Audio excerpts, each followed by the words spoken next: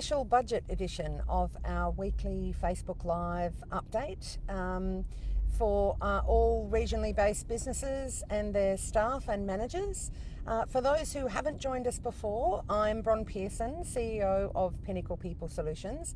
And as I said, welcome to our special federal budget edition of our regular weekly live stream update. So our company, Pinnacle People Solutions, provides human resource services, advice, support, solutions, you name it, to regionally based small to medium-sized enterprises and not-for-profit organisations. And we are here to help you. But we're also here to help your business as well, not only through these challenging COVID-19 times, but all the time, including this morning when I'm on the road for work. And have pulled over for the purposes of doing this live stream. So we can help you and we have you back anywhere, anytime. So please ask any questions that you might have as we go along. And we will do our best to answer those. Good morning to those who are joining us this morning. Great to see you. Outside of this, you can contact our team anytime via Facebook, email or telephone. The details are in the comments. Also this, my apologies, this video will be available after we've finished the live stream this morning up on Facebook, on our website, our YouTube channel, LinkedIn, etc. And there will be a fact sheet also which will be going up onto our website shortly. So let's look at this week's update. So before we get into the special federal budget provisions, which is the purpose for our delayed update this morning, which would normally be on Monday morning, and we've delayed it this week to Wednesday morning so we could pick up all of the budget news.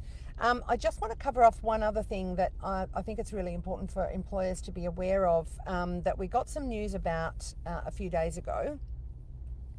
And that is that the Morrison government has laid out now its roadmap for reforming Australia's workplace laws. And this is after unions and business groups failed to find consensus on changes to spur jobs growth during months of confidential talks. Now, you might remember that we referenced this some months ago earlier on in the COVID pandemic, that with all of the ability of business groups, unions and Christian Porter, the Attorney General, and government people to get fast-track changes through, temporary changes through to the Fair Work Act and associated awards in order to respond to the COVID crisis. The Attorney General's perspective on that was to try and continue that goodwill and those conversations in 5 particular working groups that he's had going since that time. Unfortunately, there hasn't been consensus that's been able to be found in amongst those discussions.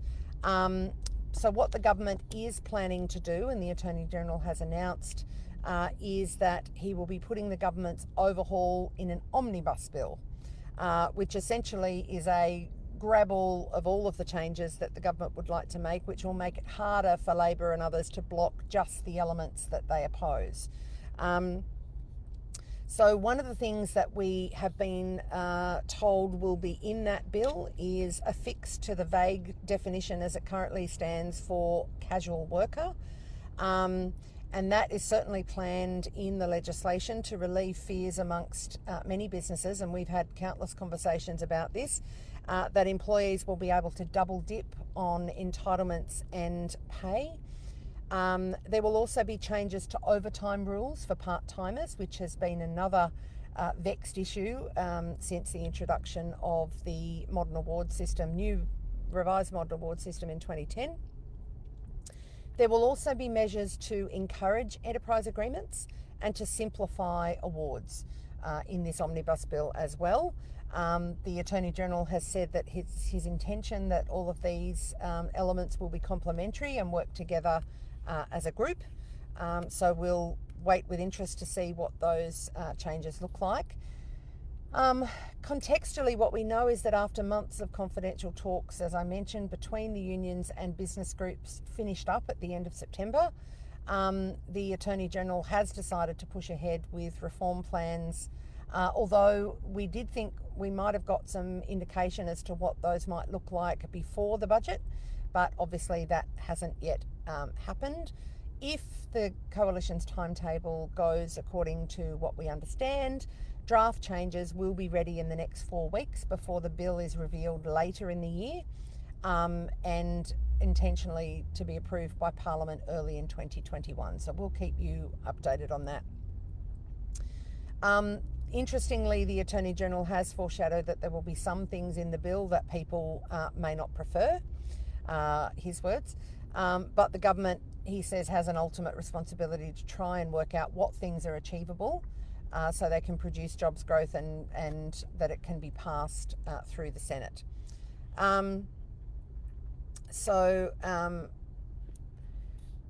The Attorney General has said that the government had not set expectations at any particular level, and has described, even though there wasn't consensus being able to be reached, that the working groups was a helpful process to narrow disagreements and find common problems. So, one of the things that there was agreement on was on the problems of the definition of a casual worker. And what we know from this year and the court's decisions is that workers doing regular, predictable shifts with a firm commitment to more work are permanent staff with a right to annual leave, is what the court's decisions have been, even if they're being paid a casual loading as well.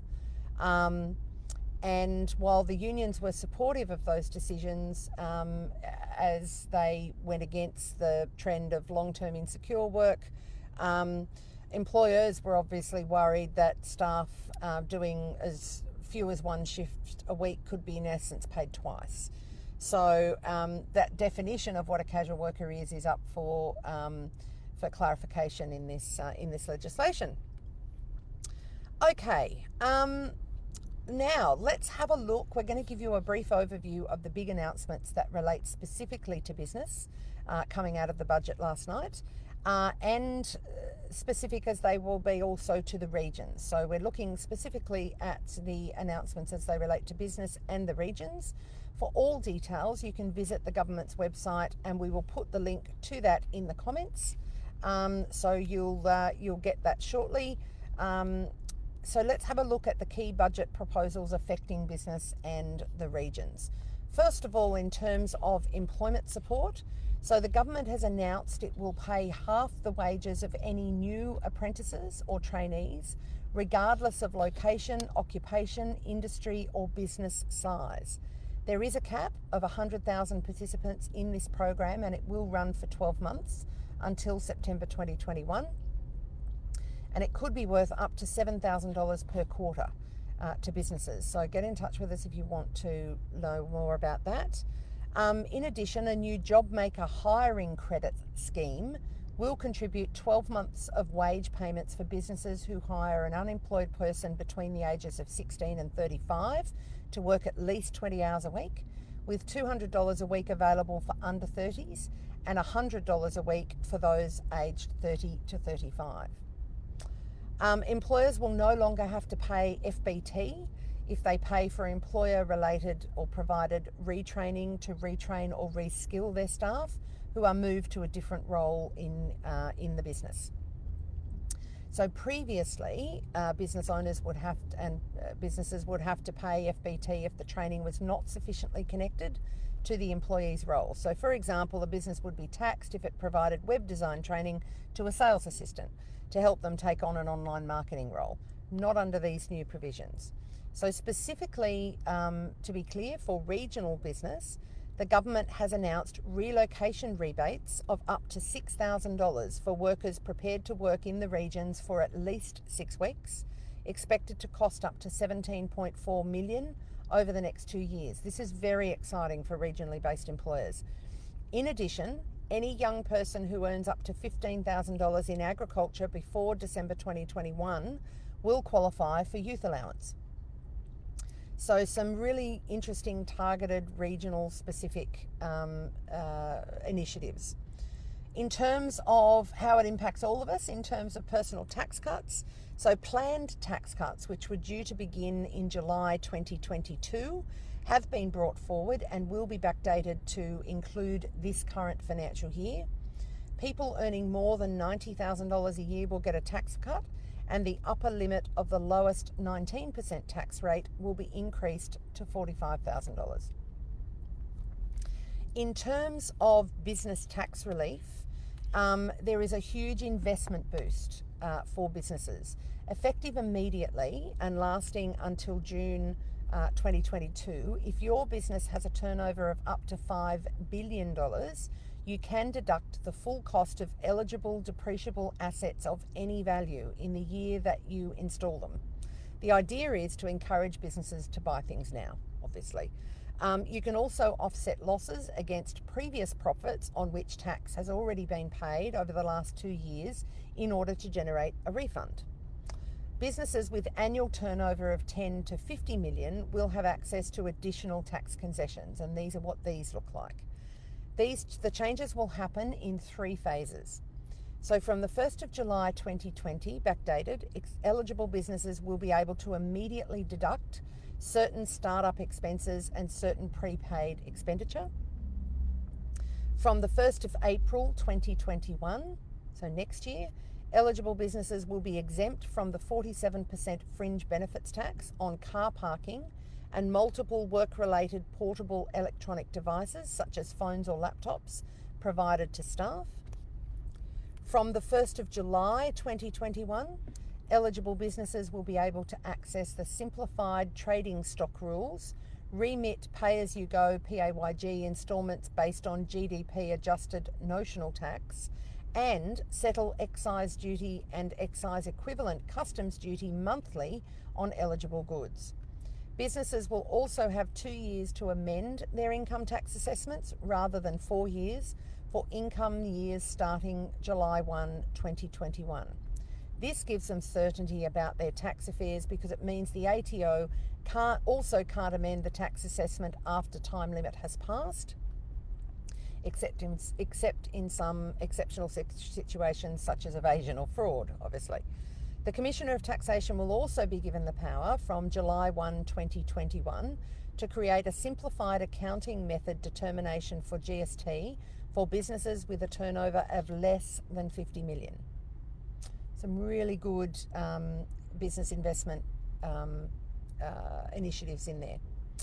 In terms of regional infrastructure, so $2.7 billion will be spent on New South Wales roads over the next 4 years, including $603 million for the Singleton bypass on the New England Highway, just down the road, and $491 million for the Coffs Harbour bypass. There's been significant investment announced into the National Water Infrastructure Development Fund, which is great news given our ongoing precarious water situation in regional areas. The fund fast-tracks projects such as dams, weirs, pipelines and water recycling plants by helping states and territories pay for them.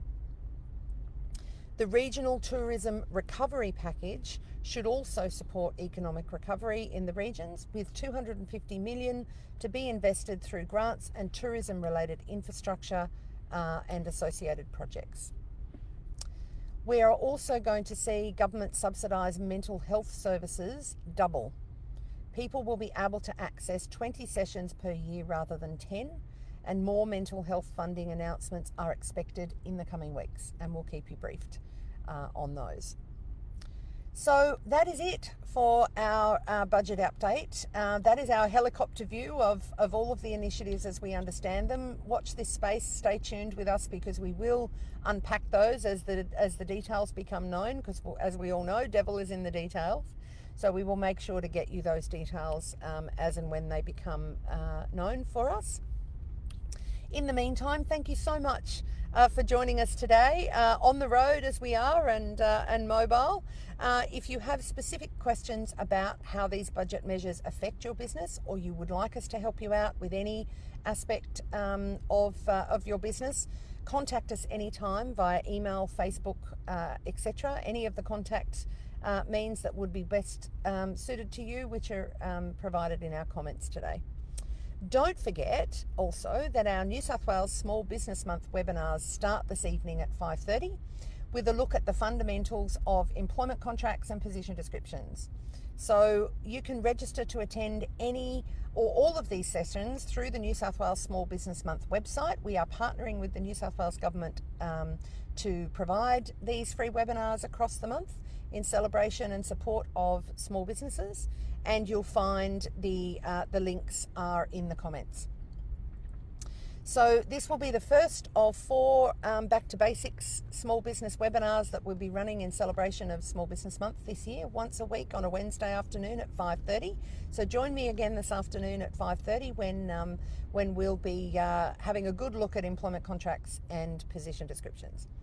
In the meantime, please hug the people that you can and wave cheerily at those that you can't. Stay safe. Stay socially distant, wear a mask in public, or if social distancing is difficult, wash your hands, keep up the great hand hygiene, everybody, and we'll see you later today. Many thanks.